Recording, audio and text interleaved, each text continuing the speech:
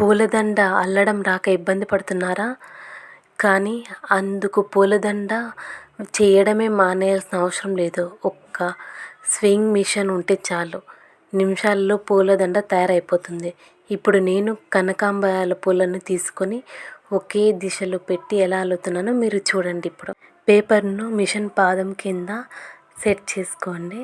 ఇప్పుడు 2 కనకాంబరాలు అటు ఇటు తీసుకొని పాదం కాస్త పైకి తీసి పూలు అనేది సెట్ చేసుకోండి.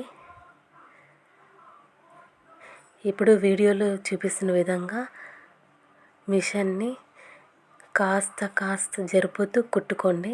పూలని స్పీడ్గా జరిపేయద్దు,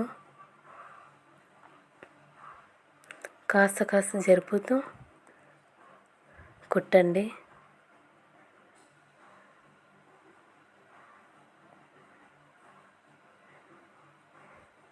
ఇలాగే మిగతా పూలన్నీ కూడా అటు 2 ఇటు 2 పెట్టుకొని మిషన్ కింద అనేది పాదం తీస్తూ సెట్ చేసుకుంటూ పెట్టుకోండి.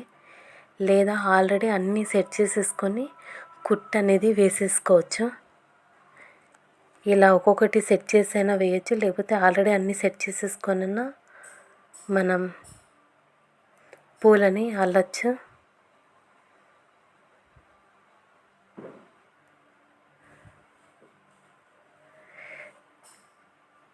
నేను ఏది ట్రై చేశాను, కానీ మామూలుగా మనం చేత్తో అల్లుకోవటమే చాలా బాగా వస్తాయి.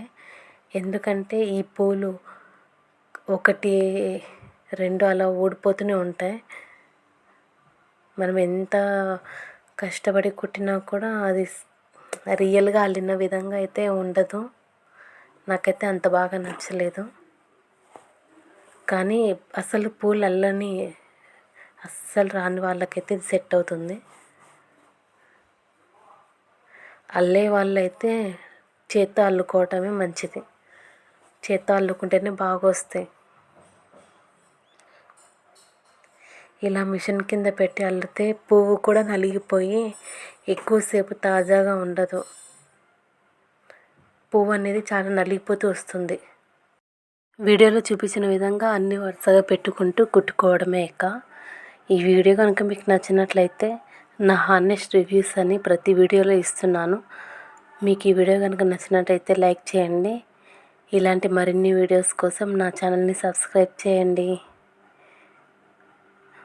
ఇలాంటి క్రియేటివ్ ఐడియాస్ కోసం నా ఛానల్ని చూస్తూ ఉండండి.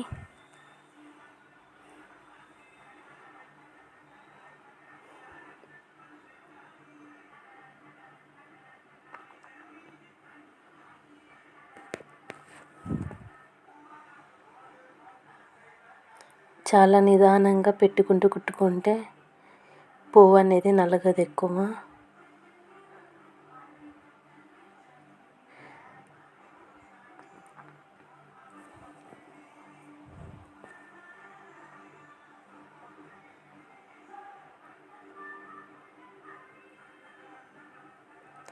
మనం ఈ పేపర్ పెట్టాం కాబట్టి కొంచెం స్టిఫ్నెస్ వస్తుంది కుట్టేదానికి కూడా.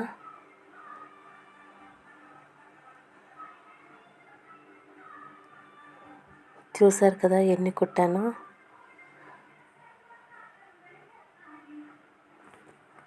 పూర్తిగా కనకాంబరాలని అల్లుకున్న తర్వాత బ్యాక్ సైడ్ పేపర్ అంతటిని రిమూవ్ చేసేసేయాలి. తర్వాత మన పూలదండ రెడీ.